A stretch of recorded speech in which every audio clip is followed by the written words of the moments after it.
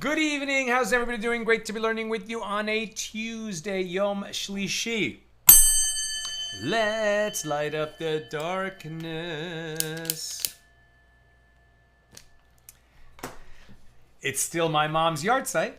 Because what happened yesterday? Yesterday we had class early before the yard site, right? So today I can dedicate the class and our learning to my mom, Babette Bas Yoel. May her memory always be for a blessing. My mom was such an amazing and adventurous soul. I did a little post about her on our Instagram and Facebook. You can see that. And I daven from the Amud, right? That means leading the prayers. It's something you try to do on the yard site, as well as saying Kaddish if you're able. And so I did that last night. I did that this morning. And we had some l'chaims in the shul. You make a tikkun for the neshama. This is her third yard site. So we all drank a l'chaim to my mom. Her name was Kathy Litvak. She was a firecracker, a feisty advocate for her family. That's what it actually says on her matzeva, on her tombstone. And she just would have loved to watch accidental Talmudists happen, these years of growth. You know, she just missed all of that. She died 3 years ago, but she had dementia for quite a few years before the end, and she just would have loved this. She would have loved to know all of you, my friends, and to be a member of this class. She was a lifelong learner. She was always up for an adventure. In that video you'll see I shared how, really spontaneously, at the drop of a hat, she went to Israel with me when our first film played in the Jerusalem Jewish Film Festival. She went with my dad and lived in Mexico for 3 years. Later, they went and lived in India for 4 years. A truly adventurous soul and an Ashes Heil, a woman of valor. I miss her so much. And we dedicate our learning today to my mom, Babette Bas Yoel. Right, Babette, the daughter of Yoel, my grandfather, in the same Hebrew name that I have. Who's in the house? Yehud in South Carolina, Joe in the Inland Empire, Guy in Ohio, Lucy in Minnesota, Bella in Florida, Sharon in New Jersey, Renee in Indiana, Belle in Florida, right?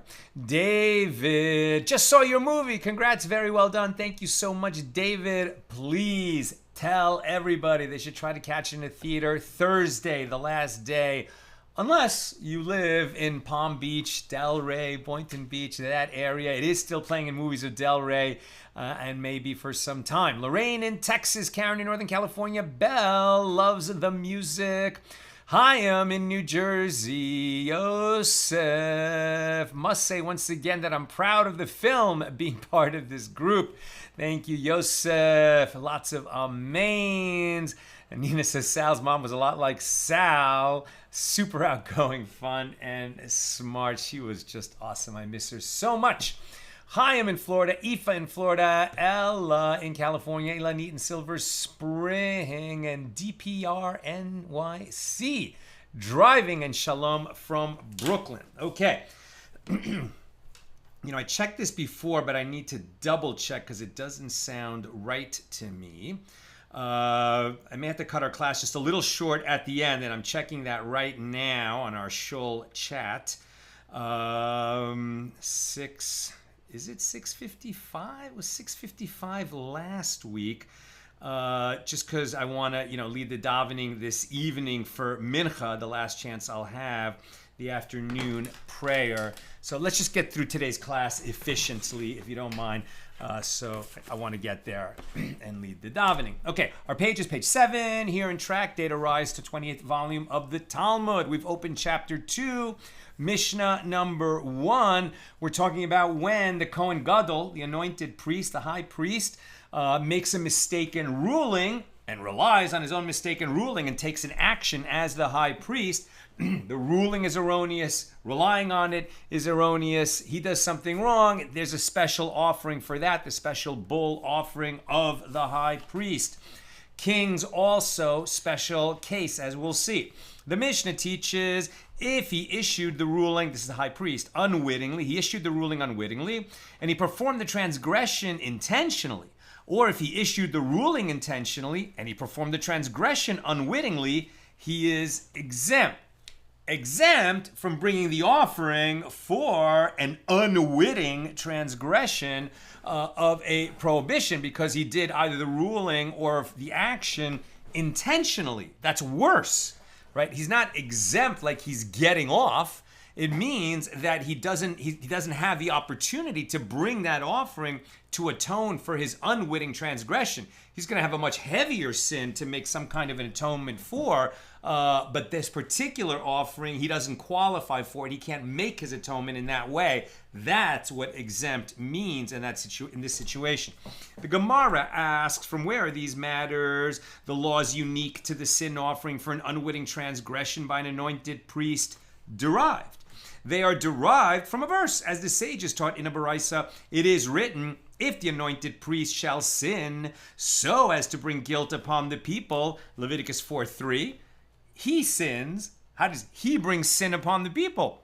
Because he represents the people, right? Everything that the high priest is doing in the temple is on behalf of the people. From which it is derived that the liability of the anointed priest is incurred like that of the general public. So the Gemara discusses this derivation as one might have thought that the verse is superfluous. Could this not be derived through logical inference? Now we're on page 7a. The general public is removed from the category of an individual, right? In other words, the individual who commits an unwitting transgression of a prohibition in the Torah, so he becomes liable to bring the sin offering, the chatas, when the temple is standing. An individual brings that offering, the public does not, because the public is not an individual. The general public is removed from the category of an individual as an individual brings a ewe, right, a female sheep, or a female goat as a sin offering, whereas the general public sins, when the general public sins, the sin offering is a bull, as we were talking about throughout chapter 1, right, when the public relies on an erroneous ruling of the court. And likewise, an anointed priest is removed from the category of an individual as his sin offering is also a bull. Therefore, just as the general public is liable only for absence of awareness of the matter by the court, together with unwitting performance of an action by the people, right? Court issued an erroneous ruling, not an intentionally false ruling, and the people relied on it. That's when we bring that bull. Therefore, just as the general public is liable only for absence of awareness of the matter by the court, together with the unwitting performance of an action by the people, so too an anointed priest will be liable only for absence of awareness of the matter when he made his ruling, his erroneous ruling, together with unwitting performance of an action, right? Relying on that ruling without having any reason to know better. Or perhaps go this way and draw a different analogy. A king, and in the category of king, we're going to include a nasi, right, which is actually like the chief sage or the chief rabbi, right, the chief leader of the people when it comes to the law, is removed from the category of an individual as his sin offering is a goat. And an anointed priest is removed from the category of an individual. Therefore, just as the king brings an offering for unwitting performance of an action, even without absence of awareness of the matter leading to an erroneous ruling, like any individual liable to bring a sin offering, so too an anointed priest brings an offering for unwitting performance of an action, even without absence of awareness of the matter leading to an erroneous ruling. It is possible to liken the anointed priest to either the general public or to the king, since they have some commonalities in each case and some differences. So the Gemara considers these two comparisons. Let us see to which of them, the general public or the king, an anointed priest is more similar. The general public achieves atonement with a bull, right, when the majority of the public follows an erroneous ruling of the court, and does not bring a provisional guilt offering. So provisional guilt offering is in a situation where an unwitting transgression would result in liability to bring a sin offering, a chatas, if you're not sure whether you committed that transgression at all or not, right? You're not sure if you did it. If you did, it was unwitting, but you're not sure if you did it. So this is where you bring the provisional guilt offering, but the provisional guilt offering is only brought by an individual. The public doesn't bring the provisional guilt offering. The general public achieves atonement with a bull and does not bring a provisional guilt offering. And an anointed priest achieves atonement with a bull and does not bring a provisional guilt offering. Therefore, one might say, just as the general public is liable only for the absence of awareness of the matter by the court together with the unwitting performance of an action by the people, so too, an anointed priest will be liable only for absence of awareness of the matter together with unwitting performance of an action. Or perhaps go the other way and draw a different analogy. The king brings a female goat for unwitting idolatry and brings a definite guilt offering for certain other transgressions where there is liability to bring a guilt offering. For example, me'ila, misuse of consecrated property, and robbery. And an anointed priest brings a female goat for unwitting idolatry and brings a definite guilt offering for the same transgressions as the king. So this is in contrast to the general public, which brings a bull as a sin offering for unwitting idolatry and does not bring a definite guilt offering at all. That doesn't apply to the public. Therefore, conclude, just as a king brings an offering for unwitting performance of an action without absence of awareness of the matter, like any individual liable to bring a sin offering, so too an anointed priest should bring an offering for unwitting performance of an action without absence of awareness of the matter at the time of the ruling. Now, since either conclusion can be derived logically, another source is necessary. Therefore, the verse states, if the anointed priest shall sin so as to bring guilt upon the people, indicating that the status of the anointed priest is like that of the general public. Therefore, just as the general public brings an offering only for absence of awareness of the matter by the court with unwitting performance of an action by the people, so too an anointed priest brings an offering only for absence of the matter with unwitting performance of an action. Since he is expected to know a lot of Torah law, and he makes a ruling about himself. He does that erroneously and then relies on it and performs the action of which he made a false ruling. Then that triggers the special bull offering of the high priest. But the Gemara challenges this comparison and says, based on the comparison between the anointed priest and the general public, why not say, just as with regard to the general public, if the court issued a ruling and the general public performed the transgression after its ruling and in accordance with its ruling, then the court is liable. So too, with regard to an anointed priest, when he issued a ruling and the general public performed the transgression after his ruling and in accordance with his ruling, then he should be liable. Why is the high priest issuing rulings that pertain to the public? The Sanhedrin does that. He might only issue a ruling that would pertain to himself. Let's keep reading. Therefore, the verse states, with regard to the anointed priest, wait a minute.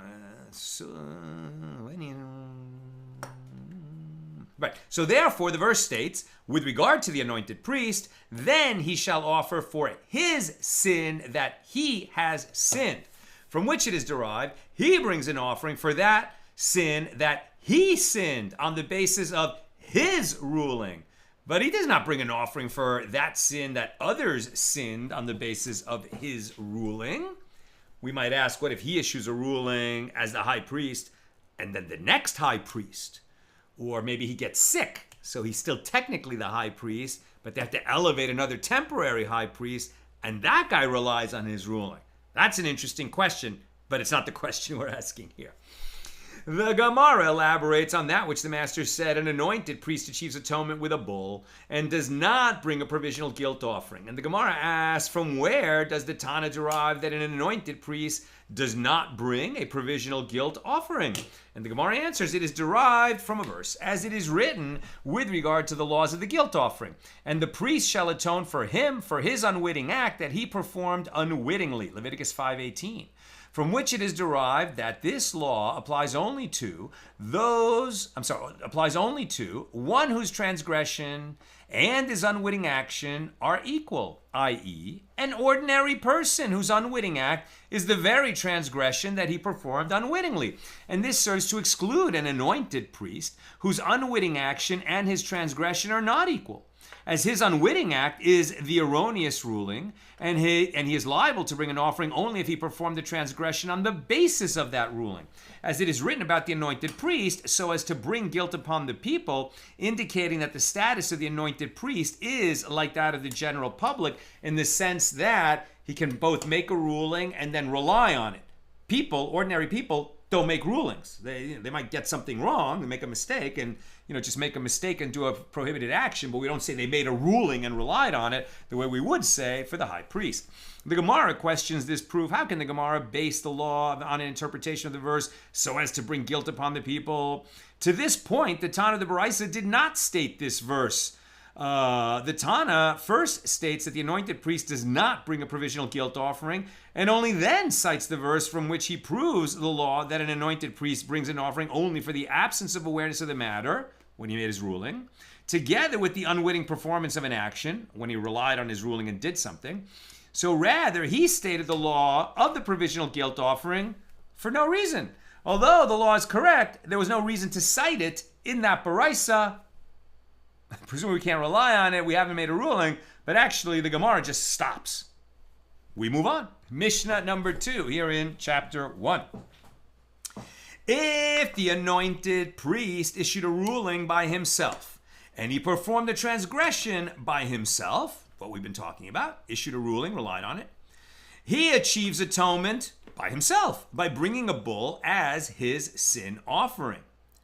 But if he issued a ruling with the general public, i.e., if he was a part of the Sanhedrin, and he performed the transgression with the general public, i.e. now, like any other Jew, doing something that is not the functions of a high priest, but, perhaps he ate something that the Sanhedrin ruled is permitted, when in fact it is prohibited, and then he ate it. He wasn't acting as the high priest there. He's just acting as any Jew, relying on this ruling of the Sanhedrin on what is kosher and not kosher to eat. He is the high priest. He was a part of the Sanhedrin that issued the ruling, but he relied on it like a member of the public. Right? If he issued a ruling with the general public, i.e. the Sanhedrin, and he performed the transgression with the general public, i.e. as a member of the Jewish people, then he achieves his atonement with the general public, as the court is not liable unless the judges issue a ruling to nullify part of a commandment, to sustain part of a commandment. We saw that means that they ruled on a nuance of the law. They didn't abolish an entire mitzvah from the Torah. If they tried to do that, then it's not even called a ruling, and we would not use the mechanism of the bull for the erroneous court ruling. And likewise, with regard to the ruling of the anointed priest, he can't make a mistake with regard to a total mitzvah. It has to be, some nuance that he got wrong. Otherwise, it was so obvious he transgressed, or he made a ruling that totally violates an explicit law in the Torah. That's not even called a ruling. That's just ignorance. And the court and the priest are not liable for a ruling with regard to idolatry unless they issue a ruling to nullify part of the commandment and sustain part of it. Same idea if they just abolish some law that pertains to idolatry, that's not a ruling. It's only when they make a mistake with regard to some nuance of the laws of idolatry. That's Mishnah number 2. Now the Gemara. Concerning the law that there is a difference between an unwitting transgression that the anointed priest performs by himself and one that he performs with the general public, the Gemara asks, from where is this matter derived?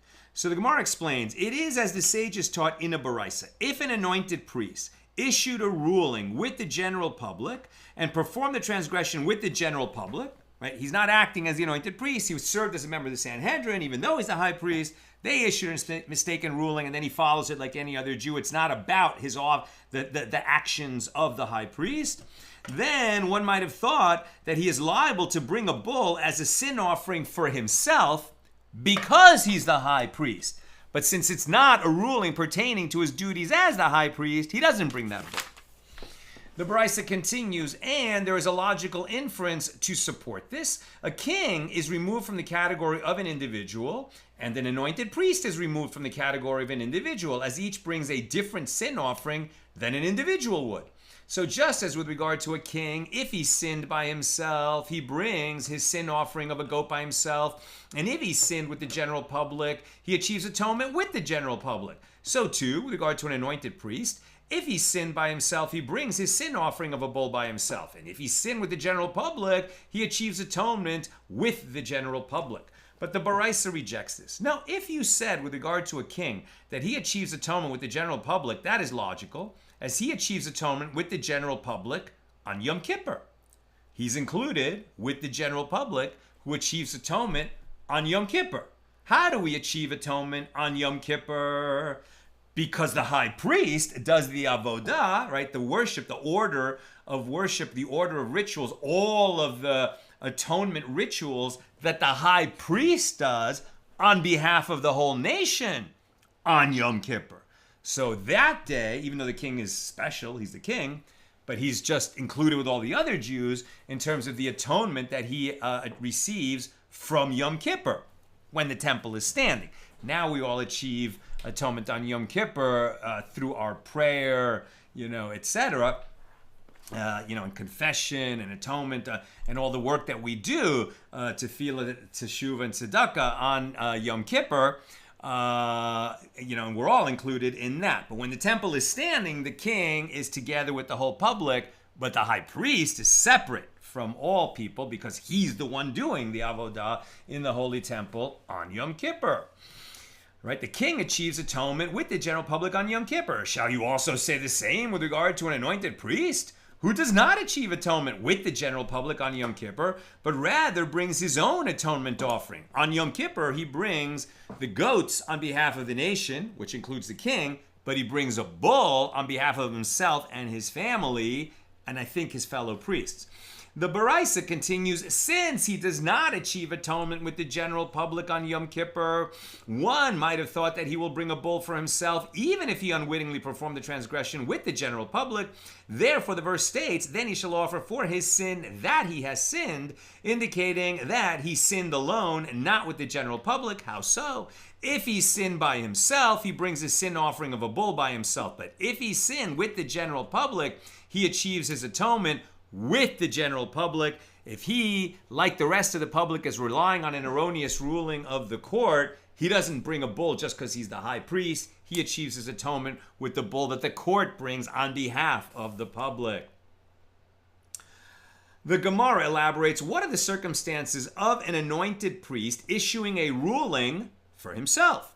If we say that it is a case where the high priest is a distinguished scholar, and the judges of the court are not distinguished scholars, so it is obvious that he achieves atonement by himself, as their ruling is nothing at all, since they did not consult the generation's most prominent scholar. And we saw that when the Sanhedrin issues a ruling that doesn't include among the judges the most prominent scholar of the generation, that ruling is not a ruling, because they didn't consult with the greatest scholar in the generation. So if the greatest scholar in a generation happens to be the high priest, then any court ruling that doesn't include him in it is not a ruling at all.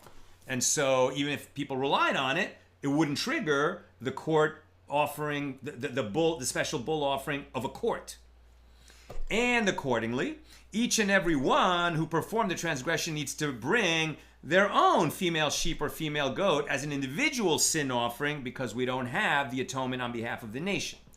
And if it is a case where the judges are distinguished scholars and the anointed priest is not a distinguished scholar, well, then why would he achieve atonement by himself? Isn't his ruling nothing at all? And his transgression is an unwitting performance of an action alone rather than a transgression performed on the basis of a ruling. Now we're on page 7b. Rav Papa says the reference is to a case where both the anointed priest and the court, i.e. the judges, were distinguished Torah scholars with the authority to issue rulings.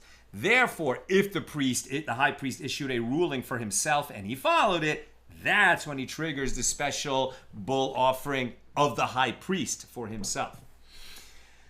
New subject. Abaye thought to say that with regard to the cases in the Mishna, if the anointed priest sinned by himself and performed the transgression by himself, what are the circumstances? It is a case where the priest and the court convened in two different places and issued rulings with regard to two different prohibitions.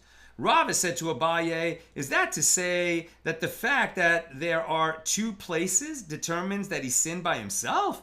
Rather, it is even in a case where the high priest and the court are convened in one place. But since they are issuing rulings with regard to two different prohibitions, it is a case where the anointed priest sinned by himself. He issued his own ruling. He relied on it. That's when he brings his own offering.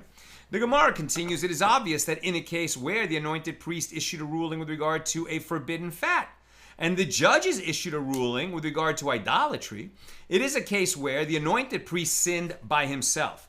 As in this case, the rulings are distinct in terms of their reasons, as each ruling is based on a different Torah source, and they are also distinct in terms of their offerings, since the priest would achieve atonement with a bull as a sin offering, and the judges would achieve atonement with a bull and a goat as a sin offering for unwitting idolatry, as these judges bring a goat and the priest does not bring a goat. And all the more so in a case where the anointed priest issued a ruling with regard to idolatry and the judges issued a ruling with regard to forbidden fat. It is a case where the anointed priest sinned by himself, as these rulings are totally distinct in terms of their offerings, since the priest brings a female goat as a sin offering and the judges bring a bull.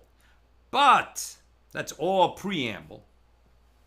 But, in a case where the anointed priest issued a ruling with regard to forbidden fat that covers the innards, for example, and the judges issued a ruling with regard to forbidden fat that is on the small intestines, then what is the law? Do we say that although their offerings are equal, nevertheless, since it is from two different verses that the prohibitions come, the rulings are distinct in terms of their reasons? Or perhaps the category of forbidden fat is one designation and all types of forbidden fat are considered one transgression. The priest made a ruling for himself. The court also issued an erroneous ruling. The two rulings were very similar, but not the same.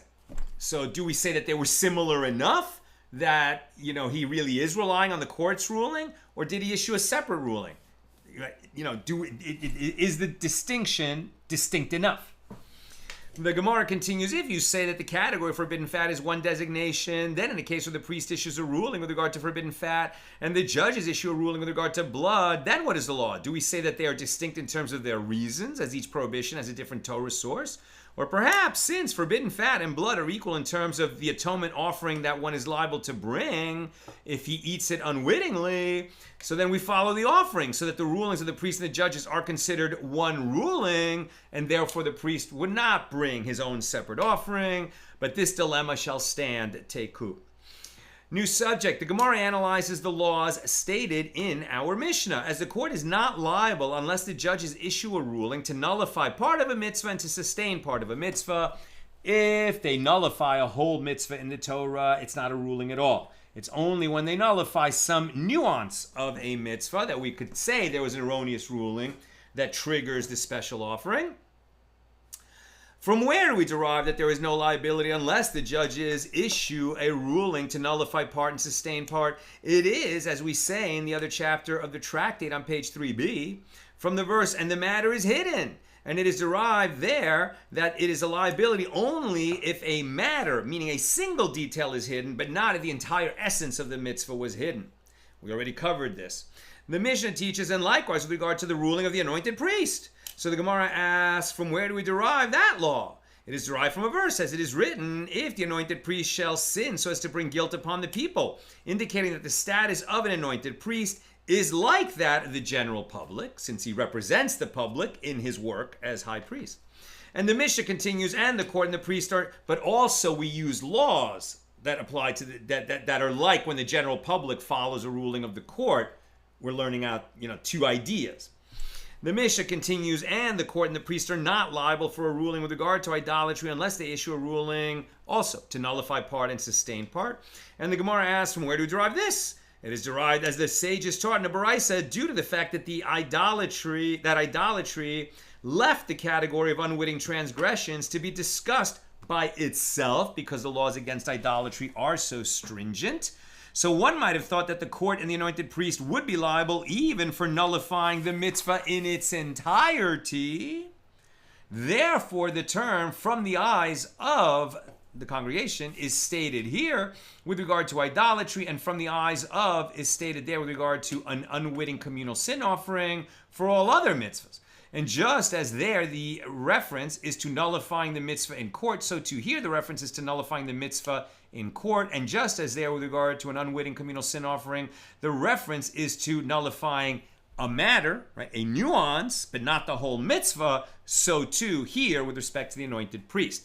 And that concludes our discussion of Mishnah number 2 here in chapter 2. Now Mishnah 3. The court is liable only for absence of awareness of the matter, leading to an erroneous ruling, together with an unwitting performance of the action by the general public on the basis of that ruling. That's restating the law that we spent all of chapter 1 deriving, right? Those are the elements of the special bull offering when a court issues an erroneous ruling, unwittingly, but it is a ruling that all the judges participate in, including the leading scholar of the generation, and a majority of the public relies on that ruling. Then the court brings that special offering. Now adds this Mishnah number 3 in chapter 2, and likewise, the anointed priest is liable only for an erroneous ruling and his unwitting performance of an action on the basis of that ruling. And the court and the priest are liable for a ruling with regard to idolatry only for absence of awareness of the matter. That's an erroneous ruling. That's the erroneous ruling, together with unwitting performance of the action on the basis of that ruling. Right? So really, we're restating the law that we already learned and saying, and it's the same two elements are necessary for the high priest. Erroneous ruling and reliance on that ruling, which results in an action that is actually prohibited but he thought was permitted. Okay, Gemara. With regard to the law that the court is liable only for absence of awareness of the matter together with unwitting performance of an action, the Gemara asks, from where do we derive this law? It is derived from a verse, as the sages taught in a Baraisa that it is stated, and if the entire congregation of Israel shall act unwittingly, one might have thought that they will be liable to bring a bull for every case of unwitting performance of an action. Therefore, the verse states, shall act unwittingly, and the matter was hidden, from which it is derived that the court is liable only for absence of awareness of the matter, leading to an erroneous ruling, together with unwitting performance of an action on the basis of that ruling. And the Mishnah continues, and likewise the anointed priest. And the Gemara asks, from where do we derive this? It is derived from a verse, as it is written with regard to the anointed priest, if the anointed priest shall sin so as to bring guilt upon the people, indicating that the status of an anointed priest is like that of the general public in how it relies. The Mishnah continues, and the court and the priest are liable for a ruling with regard to idolatry only for absence of awareness of the matter, leading to an erroneous ruling, together with unwitting performance of an action on the basis of that ruling. And how do we derive that? And the Gemara answers, it is derived as the sages taught, due to the fact that idolatry left the category of unwitting transgressions to be discussed by itself. One might have thought that the court and the priest would be liable for a mere unwitting performance of the action, and then bring the special offering even without an erroneous ruling.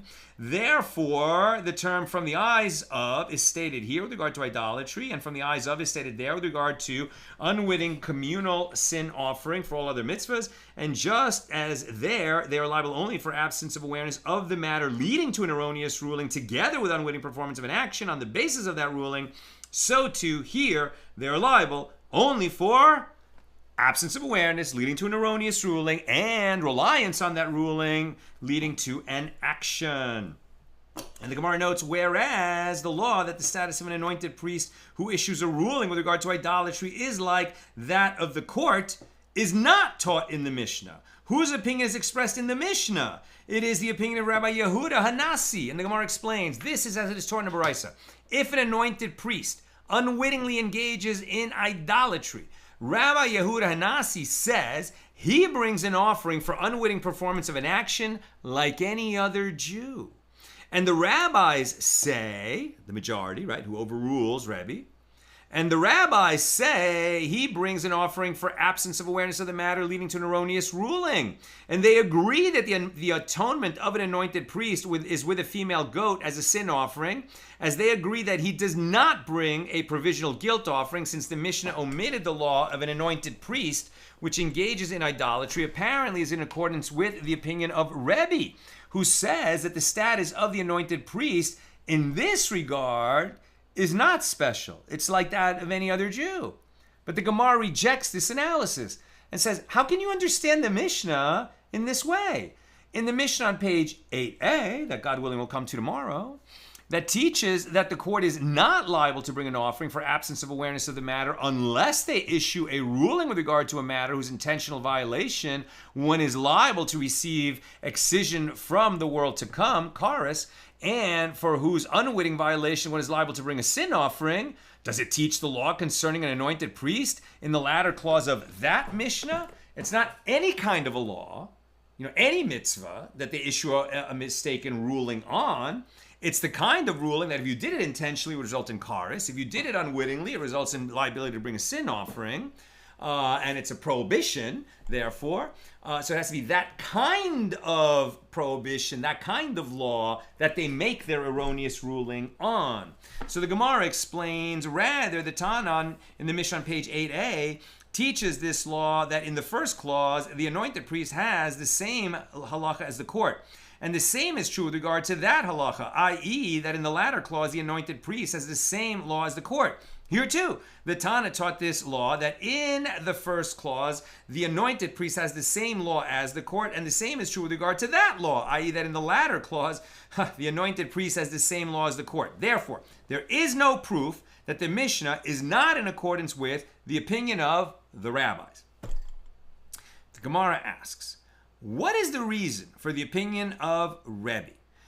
It is, as the verse states, with regard to idolatry, and the priest shall atone for the soul that acted unwittingly when he sins unwittingly. Right? This is for any Jew. So with regard to the term the soul, that is referring to the anointed priest. With regard to the term that acted unwittingly, that is referring to a king, and due to the phrase when he sings unwittingly. Rebbe holds that this sin shall be one performed unwittingly, not the result of absence of awareness of a matter leading to an erroneous ruling. In other words, just the fact that he did it is enough. He doesn't have to have made a ruling first. And the rabbis hold this phrase serves to teach that the law that this offering is brought for an unwitting sin applies to one whose sin offering for all other transgression is for an unwitting act. This serves to exclude an anointed priest whose liability to bring a sin offering for an unwitting act is only for absence of awareness of the matter that led to a ruling, together with reliance on that ruling. The Baraisa teaches, and they agree, that the atonement of an anointed priest is with a female goat as a sin offering, as in the case of an ordinary individual. And the Gemara asks, from where do we derive this? And the Gemara answers, it is derived from a verse, as the verse states, and if one's soul sins unwittingly, then he shall offer a female guilt of the first year as a sin offering, Numbers 15:27. An ordinary individual, a king, and an anointed priest are all liable to bring an offering, as they are all in the category of one soul. I'm almost done. Questions or comments, please get them in now. The Baraisa teaches, and they agree that he does not bring a provisional guilt offering. I'm at the top of page 8a now. The Gemara asks, from where do we derive this law? It is derived from a verse, as it is written with regard to the provisional guilt offering, and the priest shall atone for him for his unwitting act that he performed unwittingly. So Rebbe and the rabbis disagree with regard to the interpretation of this verse in accordance with their opinions. Rebbe holds that it is referring to one whose sin offering for all transgressions is for an unwitting act. And this serves to exclude that anointed priest, as all of his sin offerings are not for an unwitting act alone. Rather, he brings a sin offering only if that unwitting act is performed on the basis of a ruling that he ruled when he had an absence of awareness, when he made a mistaken ruling. And the Gemara asks, is it written in the verse for all his unwitting acts that he performed unwittingly? It doesn't say that. Only the phrase for his unwitting act that he performed unwittingly is written. And the Gemara answers, yes, it is as though the word all is written, even though it's not there, as if it were so that the verse is not referring to all unwitting acts. Then let the Torah write only for his unwitting act. Why do I need the additional phrase for his unwitting act that he performed unwittingly? Seems very redundant. This teaches us that there is no liability to bring a provisional guilt offering unless liability to bring all his sin offerings is for unwitting acts. This serves to exclude an anointed priest, all of whose liability to bring a sin offering for an unwitting act alone, him, not as a member of the public, is only in cases of idolatry. But in cases involving the rest of the commandments, there is liability only for absence of awareness that leads to a ruling that he relies on and performs an action. And the rabbis interpret the verse in accordance with their opinion that an anointed priest, even in cases of idolatry, brings a sin offering only for absence of awareness of the matter, leading to an erroneous ruling together with unwitting performance of an action.